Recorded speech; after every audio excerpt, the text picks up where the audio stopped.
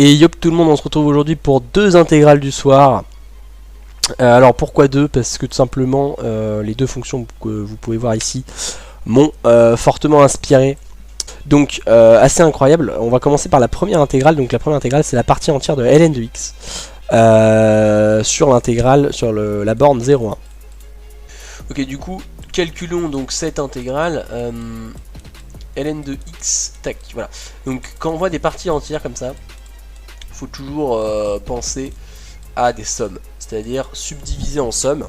Du coup sur le graphe on voit bien que ça va faire des paliers, et du coup on va s'intéresser, en fait, c'est ce qui, quand on calcule l'intégrale, il suffit de sommer tous ces rectangles qui sont super faciles à calculer, enfin dont l'intégrale est super facile à calculer, et on a l'intégrale finale. Donc tout simplement, quand est-ce que ln de x vaut un nombre entier? Parce que là on voit bien ça faire moins 1, moins 2, moins 3, etc. Donc on va s'intéresser à la question, quand est-ce qu'on a moins k, moins 1, plus petit que ln de x, plus petit que moins k. Et du coup, la réponse à cette question, bah, c'est tout simplement en prenant l'exponentielle, exponentielle moins k moins 1, x, exponentielle moins k. Voilà, voilà. Donc ça veut dire que quand x est compris entre exponentielle par exemple 0 et exponentielle moins 1,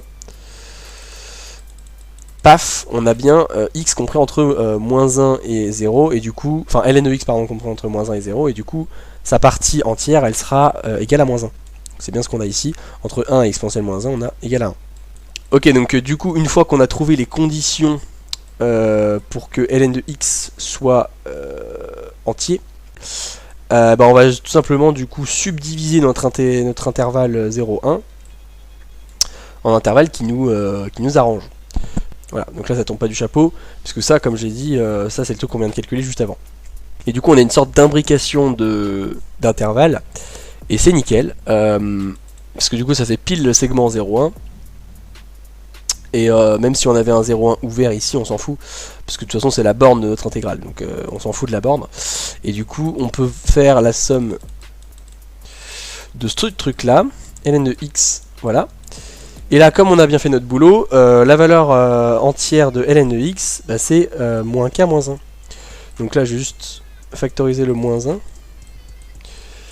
Et du coup, on a ça. Voilà, c'est parfait. Voilà, voilà.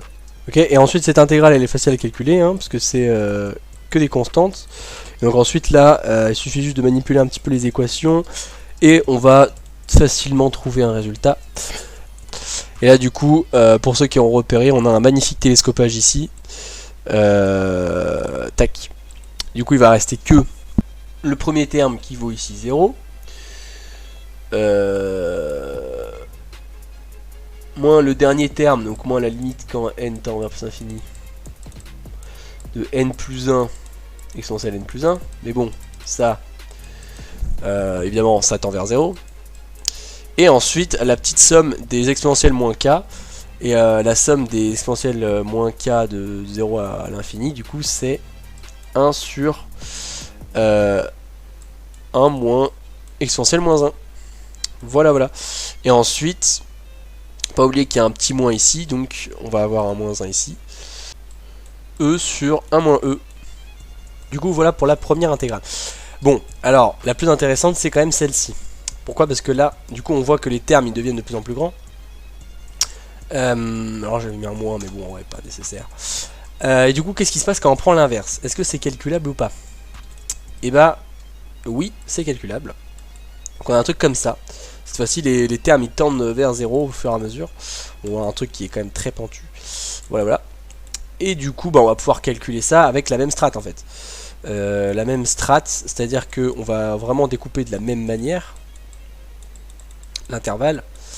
On va dire c'est la somme des k appartenant à n de exponentielle moins k moins 1 exponentielle moins k. Ok, et ensuite on a notre fonction, du coup paf. Ce truc là ça vaut pile moins k moins 1. Donc du coup on va pouvoir écrire dx sur k plus 1. Magnifique.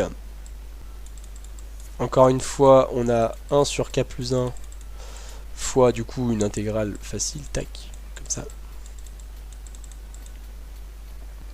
Donc ça à la limite on peut factoriser par exponentielle moins k. On a du coup exponentielle moins k moins 1 et attaque e moins 1, parfait. Et ensuite on va se retrouver avec 1 moins e moins 1 facteur de... Donc ensuite pour là on va pouvoir reconnaître le petit logarithme. Donc pour ça il va falloir qu'on fasse moins 1 plus 1, la petite technique du moins 1 plus 1. Et du coup ça va faire e ici, on va multiplier par e.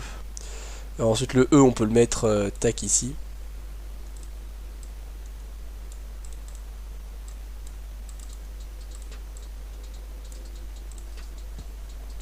Et ici avec, sans oublier le petit moins, hein, très important, je vais mettre là, tac. Le petit moins et ce truc là, et on reconnaît le logarithme de 1 moins exponentielle moins 1. Voilà, voilà. Et du coup, on a ce truc.